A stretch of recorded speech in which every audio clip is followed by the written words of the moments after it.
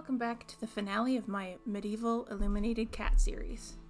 Grab your tea, grab your cat, and let's get started. Welcome back, guys, to Melissa's Illustrated Tales. We are finishing up my medieval illustrated cat series with Tad today. Unfortunately, I don't have any control over which cat decides they want to come see me. So while I was filming this, Polly came to visit me. However, while I'm editing, Tad is here helping me out. So he's here in audio form, but not in video form. I already finished the sketch for this artwork when I finished Polly's piece. So I just spent some time inking it. And then we basically just dive right into the painting.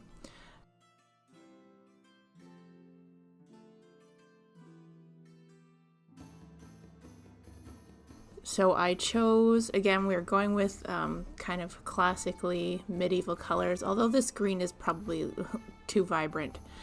Maybe, hang on. Is this green too vibrant? Let me consult my medieval cat book. Oh, no, this green's... There's some pretty vibrant greens in here, and I mean, these are pretty faded from many, many hundreds of years of existing.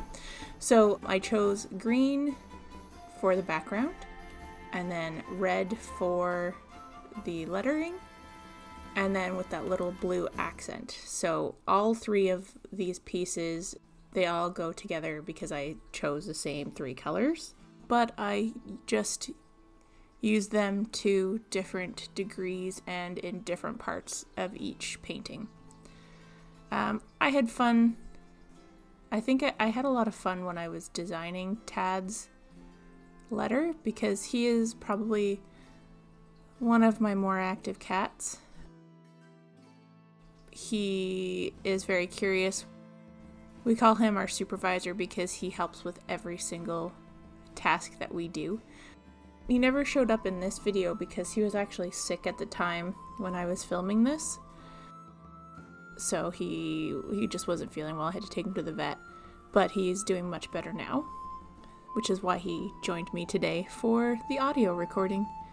He's just not much of a meower, so you won't hear him meow like you would Polly.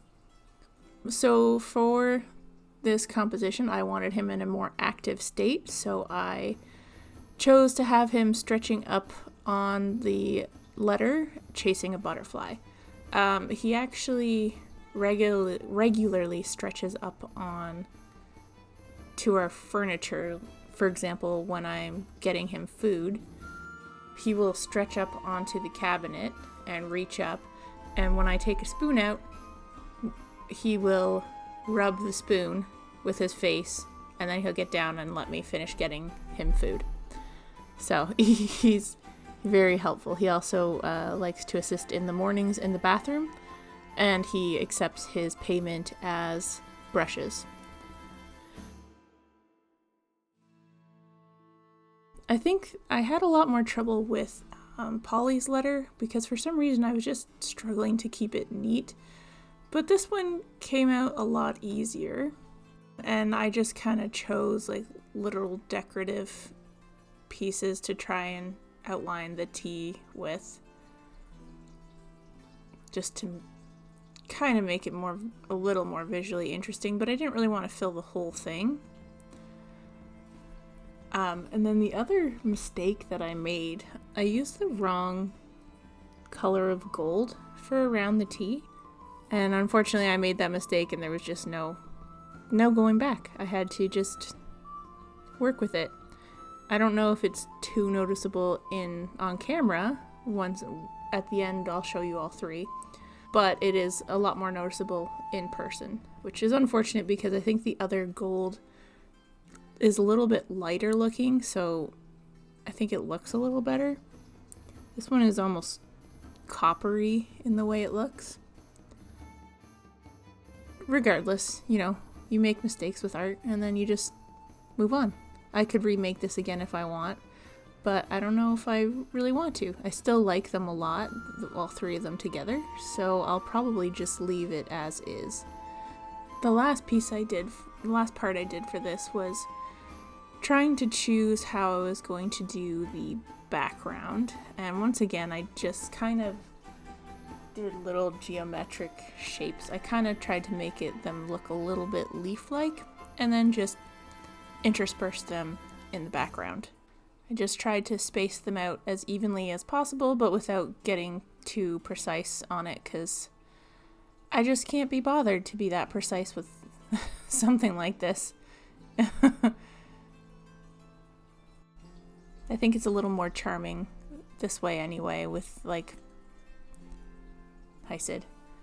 It's a little bit more charming when it's not exact anyway. I mean, even the T, like, I probably could have done it neater. That's like my life, I guess. I probably could have made it neater.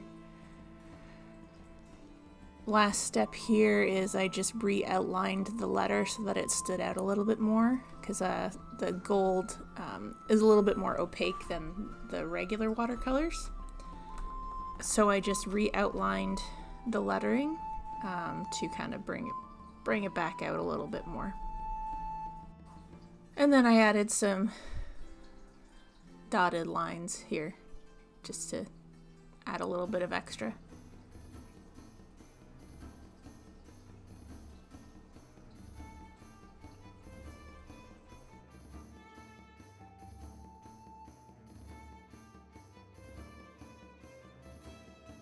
And that is it for my 3-part medieval illuminated letter series featuring all 3 of my cats. If you liked this video, please consider giving it a thumbs up. It really does help the YouTube algorithm. I've linked both Polly and Sid's videos in the description. You'll see it in a card here as well, so you can click on either of those if you want to check out parts 1 and 2 of this series. Thank you so much for watching, and I will catch you guys next time. What do you think? You don't care.